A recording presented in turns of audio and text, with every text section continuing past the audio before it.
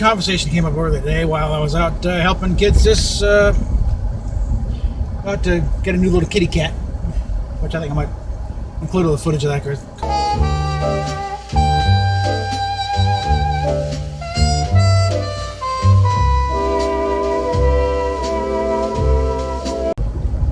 We had a little discussion about how our old fogies just need to grow up and grow up here, move out of the way, and let the new kids have their fun with these franchises we've loved so long. And it's like, I think she still kind of missed the point of why I'm doing what I'm doing, and Doomcock and all the rest of us. We're not saying these things need to be frozen in amber, And the thing is, the shows did change over time to fit the time period, but they never forgot what they were. And the specific. Yeah, I can be okay. Also, got something in my throat. But specifically with Star Trek. Yeah, the original series was a product of the 60s, and you can tell that in certain ways, the type, the acting style and the filming, And Next Gen was very much of the 80s, early 90s. DS9, in the 90s, and on into Enterprise, where you're starting in the early 2000s thing. But it was still, every one of them was still very much Star Trek. They still had that core of, certain principles and ideal, and more importantly, in the case of Star Trek, maintained a certain level of intelligence in the writing and and what they asked the audience to buy. And also what they expected of the audience, too. They expected an audience that was intelligent, too. The current bunch, it's multifaceted here. It was one, they don't think the audience is very bright. They've made that, and there's been indications, behind the scenes conversations, they think we are a bunch of morons. They think we are a bunch of basement dwelling, cousin humping morons who will just lap up anything with a Star Trek title. And hopefully we've shown that to be wrong. But also, it's like throughout the years, anyone who's dug any kind of research knows that it's not a bunch of dumb kids who buy anything. It's NASA scientists who watch this stuff, engineers, and more than a few politicians too, and other movers and shakers of society. So yeah, there is no typical Trekkie. Okay, it covers all shapes, sizes, colors, genders, whatever, no matter what way of life you look at, pretty much you'll find a Trekkie, with the positive exception of the hardcore SJWs who do not care about this sort of thing. They see everything through a political lens. What you had for breakfast has political implications on it. That kind of obsessive mindset, where everything is a chance to try and persuade you to their point of view, and if you can't be persuaded, then you're obviously a Nazi. To the point where it's like even right and left, it doesn't really apply anymore. We're just talking extreme crazies, totalitarian types, the kind who see 1984 as an instruction book and not a warning.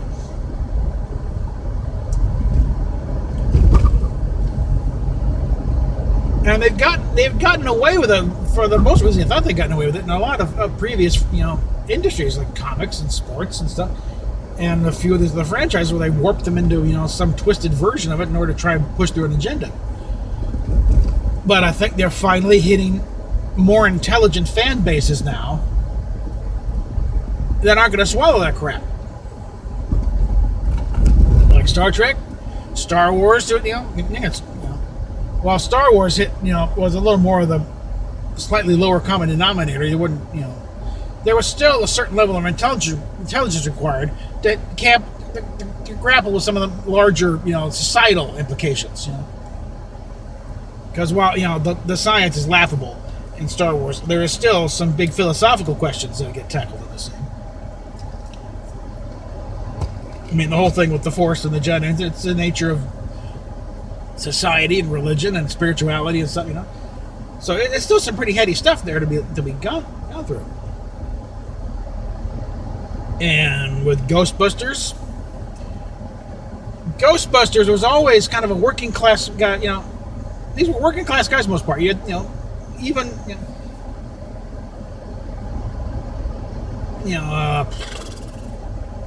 I'm blanking on the names here, but all of a sudden Venkman and they were all kind of, they were not the accepted intelligentsia. They were kind of, working schlubs. And then Winston really was just a working guy off the street. These are regular guys. Even with their degrees, they're regular. Okay.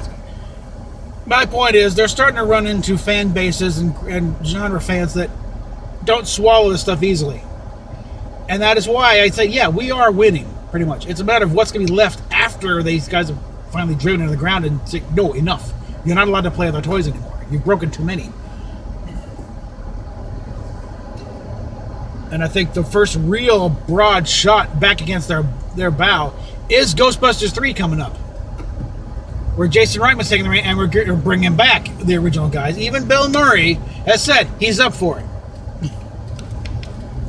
That's a good sign there. And I think it also, in his comment, he kind of indicated the reason why he wasn't so keen to come back before, besides his reluctance to be locked into a sequel, type of thing.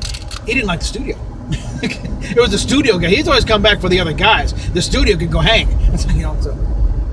But yeah, they're starting to finally, and they should have known this when the comics industry started imploding when they started doing this crap.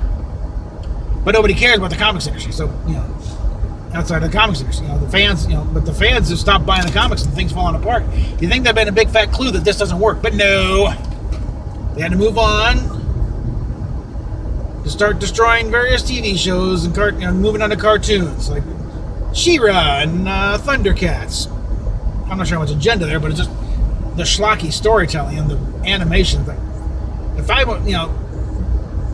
listen, I was never a big Thundercats fan, but looking at the new version, oh my god, because I know there are some hardcore Thundercats fans, and I wouldn't accept it if I was one of them.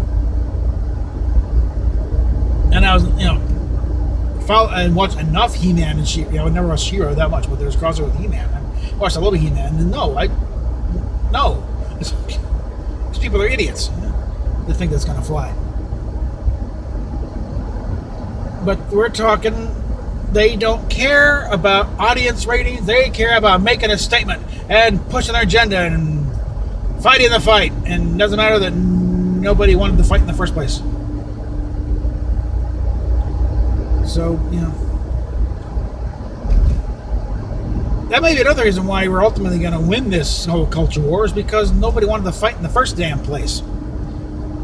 So all you're doing, when you're doing these guys, those of you who like to push these agendas to the hell of everything else, to the point of where who cares about the story, we got an agenda to pursue. All you're doing is driving your would-be allies over to my side of the aisle. Because my side of the aisle generally leaves creative types alone. As far as trying to force it, the church lady types, they'll tut, but that's not, that's the amount here. But they'll generally won't try to pass legislation to outlaw it. They'll scream at it in editorial pages, but they'll still let it go because there's also freedom of speech at risk here, and that is ultimately what we're dealing with here. Because the ones who are pushing this also don't accept the fact that freedom of speech means freedom to respond to whatever kind of crap you're trying to dish out. It's like William F. Buckley said, these guys claim to tolerate all positions, and they're rather shocked to find that there are other positions.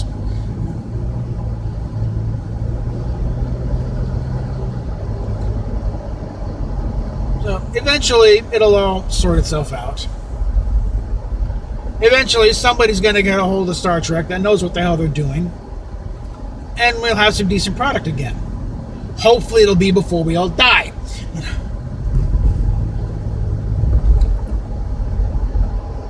I still think one nice, efficient way to do it would be to strike a deal with Paramount CBS and make the Orville a Star Trek show. Just appearance by Q, snap of the fingers, boom, change the uniform slightly, put nacelles on the somehow change out the loops in the back for nacelles on the Orville and the other ships on the Union. Bingo. Union becomes Federation. You barely got to change because it's still the USS Orville. Just change the registry number on there, and it's kind of shaped like Voyager. So. upgrade Voyager somewhat, and there you go. And there we go. Everybody's happy. At least most people are happy. More realistically, I think the best way to bring, it's going to be a meandering rant here, so I'm not sure what the thumbnail is going to be, but it's going to be bizarre. I think first step in saving Star Trek, I've said it before, I'll say it again for the record. 1, fire Kurtzman and all his little merry band. There's maybe 2 writers on staff that I know of that would be worth keeping around, Kristen Beyer and Joe Monosky. The rest of them could go hang. Cancel every project he's got in the works. If they sunk too much money into Picard, fine, let's work up a Picard thing that will actually work and not piss off the fans even more than they're already pissed off.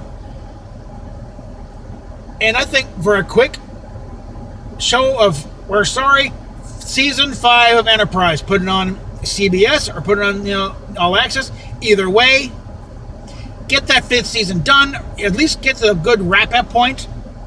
If it turns out great, everyone loves it, they're back and everything else, then greenlight a couple more seasons. You do it in between seasons of NCIS New Orleans, or I don't know, how long has that show been going? If they're ready to wrap up, then great. But otherwise, you can do short seasons on All Access and work around Bakula's schedule on NCIS New Orleans.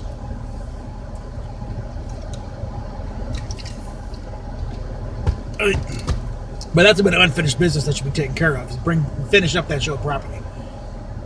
And most importantly, totally negate These Are the Voyages. Nobody liked that one. Nobody involved with it like that. So, get rid of it. And then, once you've established that, and bringing back in veteran Star Trek writers and producers who know what the hell they're doing, who have dealt this material before and know what they're doing, and that doesn't mean anybody from JJ. What they did was not Star Trek. Don't even let them in the door. Don't even take their phone calls. Because, they did real big box office and then they're right off the ledge, right off the cliff, And all they did was spend a lot of Paramount money and did not bring a lot back in. Because, when you break down the numbers-wise, they really did not do substantially better than the other movies in the entire franchise. In fact, the first JJ movie really only barely beat out the motion picture. And it was on like 3 times as many screens. When you adjust for inflation, I mean, granted, the motion picture was out a lot longer, but still. It took a while for it to finally beat out the first motion picture. And the other ones, they fall around the middle of the pack there. And Beyond is really, it's towards the bottom of the ledger. And considering that these movies all cost substantially more, even adjusted for inflation, than any of the other movies before, the profit margin was negligible. And in the case of Beyond, it outright lost money.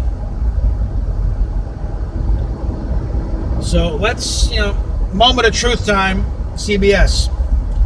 Star Trek is not and will not become the big boffo billion-dollar industry that Star Wars is. Because it doesn't have the ability really to pull in the mass audience that Star Wars can. It's a little more thoughtful, a little more Yeti, It is a little more cerebral. I might need to borrow that phrase, but you gotta think about it, You can't just sit there and be dazzled by the spectacle, because there's gotta be something behind it. It's gotta be thought through. These guys aren't thinking through, and it's showing. And it's really pathetic. Because granted, Star Trek has always been kind of the McDonald's of science fiction. It's an entry-level point. They've gone from McDonald's to Star Trek to like the pop rocks. It barely registers as science fiction because the science is idiotic.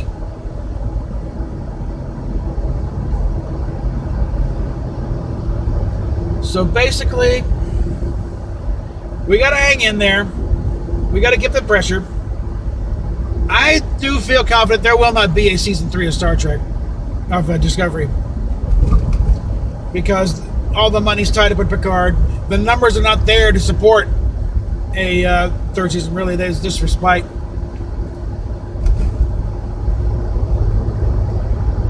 And if they gotta wait for Picard to become a success before they even think about doing a third season of Discovery. And will anybody still be available by then? I don't think so. If you start seeing Sinead Martin Green others sign up for other projects, then season 3 is dead.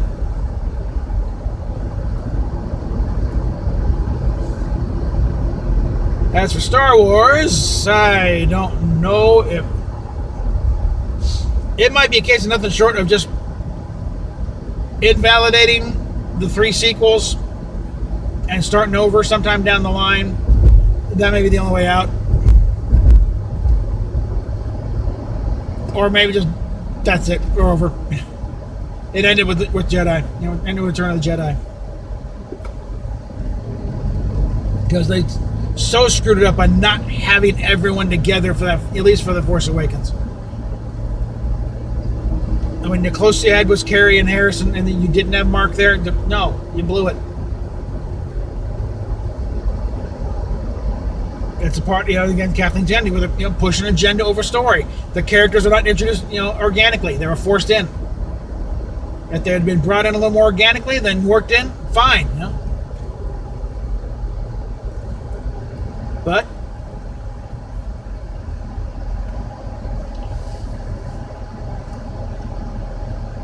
so anybody out there want to start a big major, learn to write.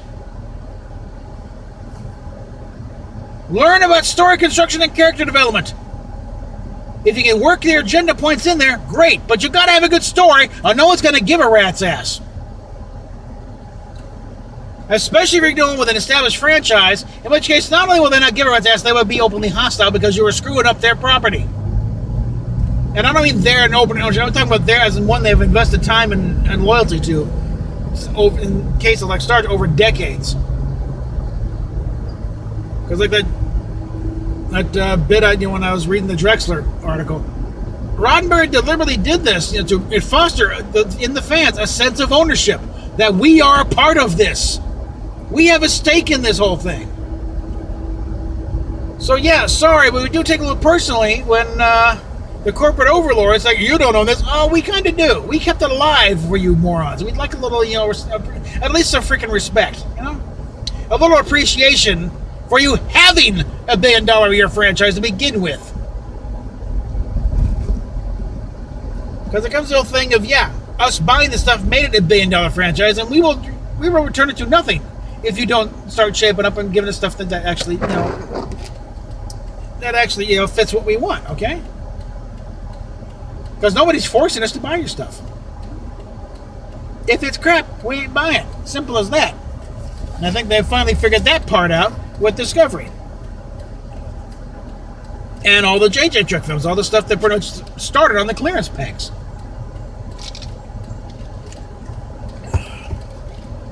And all the stuff that was going to come out, but then suddenly doesn't because they,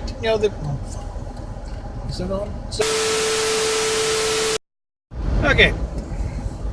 But yeah, we made that thing, Star Trek, $1 billion a year industry for Paramount and now CBS. And we can take it back again. Because, again, no one's forced us to buy this stuff. So if they want to be, dumbasses about it and start putting out crap nobody wants, guess what? You're going to pay the price when nobody buys your stuff. Or no one wants to make the stuff. That's where it really hit is nobody wants to make it in the first place to sell because they, Do you think Playmates is really enjoying their illustrative contract with Bad Robot? The only thing really of that line that even sold worth anything is the Enterprise and the Phaser, because everyone likes ships and guns.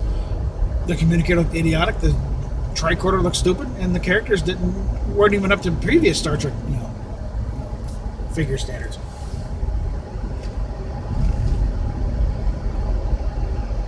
So I think if nothing else, we have shown that no, we will not buy anything with a Star Trek label on it. There aren't that many completists out there who have to buy everything. Some of us have standards. So,